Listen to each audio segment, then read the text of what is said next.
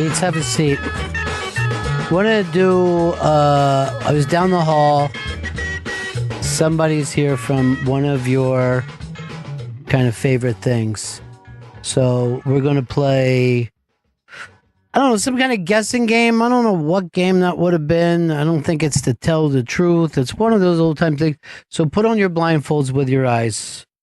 And first of all, before you even do that, what are some before you get here, your big interests? Shut your eyes while you tell us. Well, I know this Friday, Childish Gambino is at Madison Square Garden. That is true. I'm going. What else is an interest of yours?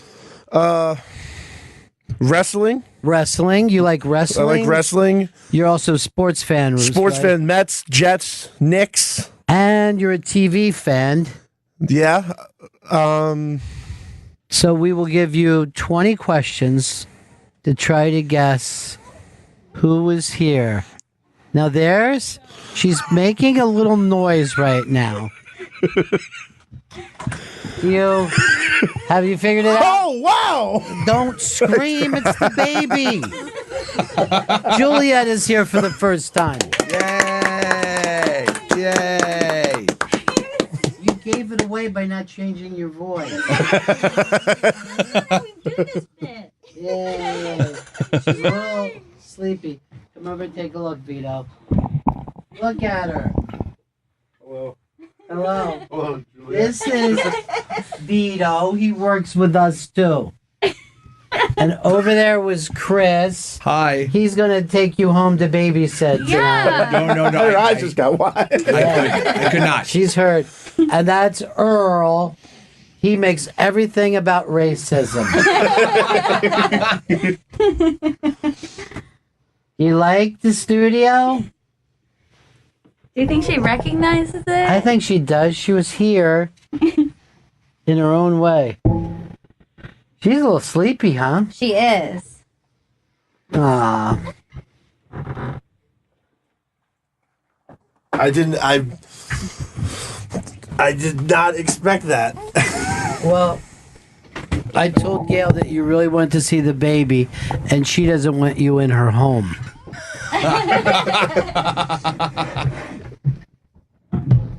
Grab a mic. Grab a mic. Ah. It is so funny to have her in here. It's weird, right? Oh, God, does that take me back to Fez? Yeah, buddy, what's wrong? What's up, pal? Somebody got you upset today? I know.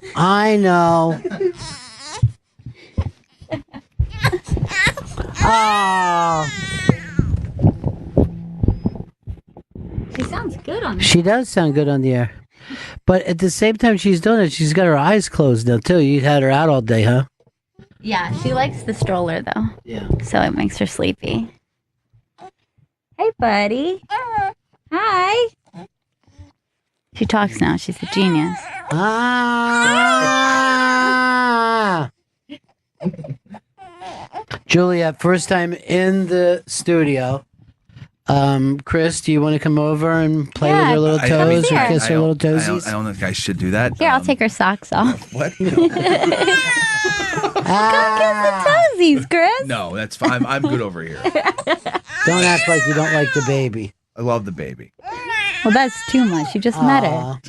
She's great. Aww. Looks like Chris has scared somebody. What did Chris do to you? Nothing. Sounds like she said you touched her. I don't want to call the child a liar.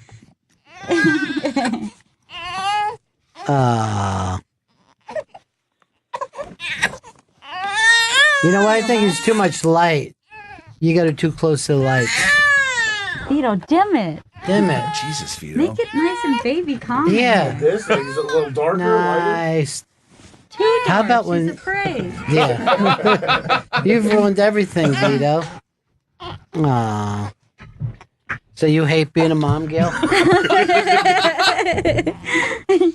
Stop still don't have this worked out. The whole thing just broke. The keyboard broke. Aw. So we have to order one with a new one. Juliet loves keyboards. Why know would you I not have it ready for her?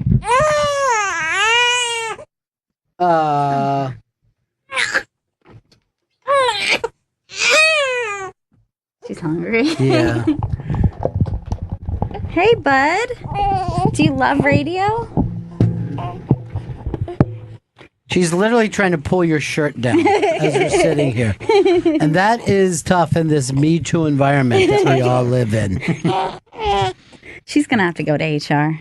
Yeah, puffing stuff. Kids love that. Wait till she sees the Flintstones. She's going to be so happy. I'm trying to hold that for as long as I can. Vito, do you even remember what your first favorite thing is when you were a baby? No, the first. Yeah, actually, the show Bananas in Pajamas. That was my favorite thing in the world. Bananas and pajamas, they're running down the stairs. Bananas and pajamas, they're chasing teddy bears. I used to babysit this little girl who was Australian. And That's a long way to go to babysit. I'd like to see Americans get babysat first. And I said, "Oh, you like bananas in pajamas?" And she's like, "It's bananas in pajamas, not bananas in pajamas." It's bananas and pajamas.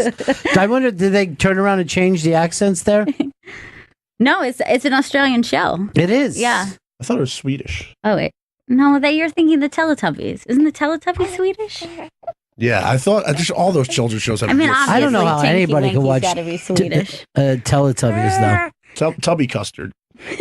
So we were just talking about this, 17 years, and when it was me, you, Earl, Fez, Billy Staples, and the Hawk.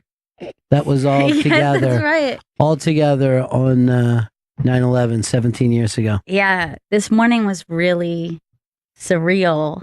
Holding her, watching the reading of the names, and thinking like, God, at this point now, I'm coming up on it being It's like more longer. than half your life. Yeah. And literally no progress have we made at all as a nation. Yeah, it's pretty weird. Was she eating too fast? Yeah. Oh, jeez. She does it all the time. That's the same problem I have with Chris. It's a problem. Norris sent me a thing of M&Ms, and Chris ate them all. Chris, I know. I'm not proud of what I did. you know that he loves them. That's my favorite thing, and I call it M&M's peanuts. And then he said that you helped, Fido? Yeah, he came in just like chomping on them, and it's hard when you hear. Not But just did you know that those were mine when you jumped in? I was aware of it because of earlier they were giving Just you as on the bad. show, so I was aware. But I just, I was brought. You in- realize it wasn't given to the show. No, it wasn't. It said Tio Ron on it, and I should have known better. Aw, she calls you Tio Ron? That's so Yes. cute. Well, she's Hispanish. All right, everybody should get out of Florence's path. Flossie's on her way. Aunt Flo. Yeah. And it looks like somewhere in between, right next to Wilmington and Cape Hatteras. I'm going out to the Outer Banks to see what I can do to stop it. She's making a lot of noise, Yeah, huh? she's a loud eater. She Who's gets that that. She gets that from Chris. Really. Yeah. Chris is a loud eater. You don't think? Mm-mm. I don't think that at all.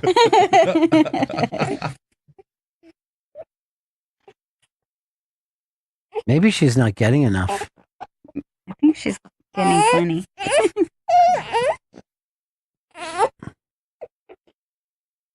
Man, I hope she doesn't hit the buffet like that.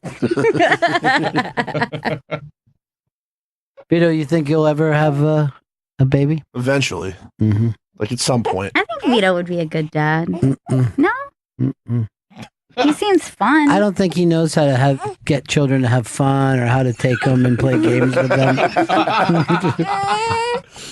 It's actually my strong suit.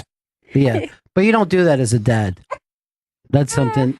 That's more like you want to bounce her around a little bit. Yeah. He didn't like the angle. No, I don't blame particular. her. Well, these chairs are weird for everybody. You want to use the couch? Yeah, I'll probably switch over there, but I'm good like this for right now. But how weird is it for you to be back in the studio? So surreal. It's really strange. It's really weird. It was really weird having her here, like walking down the hall. It's like you've kind of been here. What if she got like a little badge for herself? Oh, like a little intern. She's got to get a red badge. Yeah. When are we even getting our interns again? Monday? The 17th, right? Monday is the official start date, yeah. I want each of them to be able to remember exactly where they were on 9/11. Okay. I'll make sure that happens. Chris, think of the joke. They're going to be 18 or 19. Hey, Brian, San Francisco, what's up, buddy? Hey, Ron. Hey. I wanted to add some context to what Earl was saying, because people forget about implicit bias in policing. Know that only that African Americans don't get shot the most by cops. But if you look at the numbers and slide up for the fact that we're only 6%, you're 5 times more likely as an African American male to be shot by a police officer than as a Caucasian male. So when especially in Texas, you can instantly insert racism in there because she would assume he was dangerous just by the numbers that are reported by the FBI. So basically it's, black equals perp regardless of the circumstances. Yeah. Does that make you feel better, Earl, or worse? Awful. Okay. I've had to live with that all my entire adult life. In life, actually. Brad in Alabama. Hey, Bennington, man, I love your show. Thanks, man. Hey, so I'm from Alabama, and I went to a mostly black high school, and I'm white, and I understand why people judge black people. It's the same as if you walk in someplace and you see someone with a tattoo on their face, you automatically get that assumption that that something about them is wrong, which it shouldn't be that way, but that is how America perceives people. Because I know friends that have facial tattoos, and I know they're good people, but the same way that a lot of these Midwestern white trash people look at black people the same way. They see black and they think, oh my God, it's a bad person. That's the problem that we have in this country, is the perception just by the view. Yeah, I don't know why you thought you were bringing in a new thought with that, Brad. I think we're all pretty well comfortable with knowing how racism works. Earl, it's not so much you, it's your skin color, is what we're saying to you. It's almost like you've got a facial tattoo, but everywhere. You understand? Do not take it the wrong way. I don't know. I guess the mocha kind of is a handicap at this point. I'm not comfortable with that word. She's still eating like a crazy person. She is. You don't have to mic the breast. I don't think. I'm going to go to HR over that, Vito. Yes.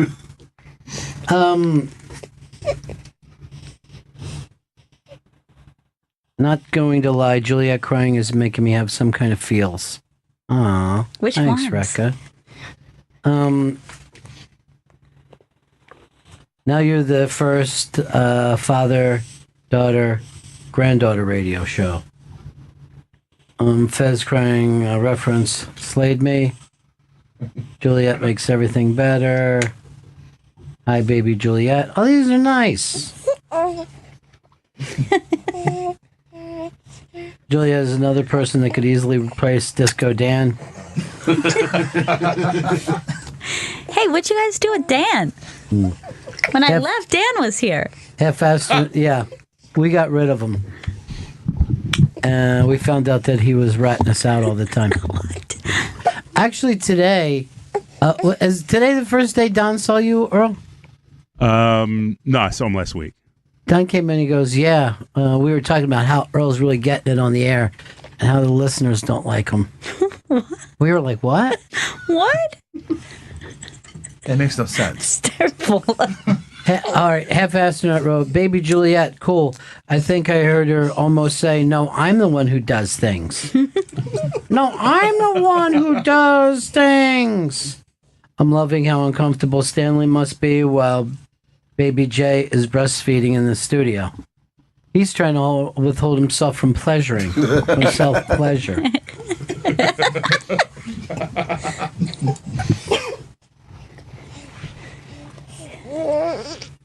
That is weird, though, Chris, that you're not comfortable around young humans when you are a human. I know, yeah. I just don't like being around them. You were a baby. You once. were one. Yeah, you were a little baby. And a bad one. Oh, I'm sure I was a very bad child. Why would you even say that? I don't know. My parents seemed very disturbed as I grew up. Sure, me being a bad child didn't help anything. Jesus. You know, everybody likes to call me the Lenny of the show, but I'm perfectly comfortable around a baby, and Chris can't even make eye contact. Wait a minute. How are you the Lenny of the show? Like the one who'll crush a bunny rabbit. But you, Lenny never crushed a bunny rabbit. Have you? Are you familiar with the story at all? It's not the story of a guy who uncomfortably crushed bunny rabbits. I thought it was just he went around. Get rid of this guy. He's killed too many. He went around snapping rabbits' necks. Well, it's a very readable thing. It's available at any bookstore. You don't have to guess because you've heard a quote or two. I thought that's what happened in the book. Are you thinking the cartoon? I'm thinking about the cartoon where. Hey, there's a what my mama done told me. Yeah. They gave me a rabbit.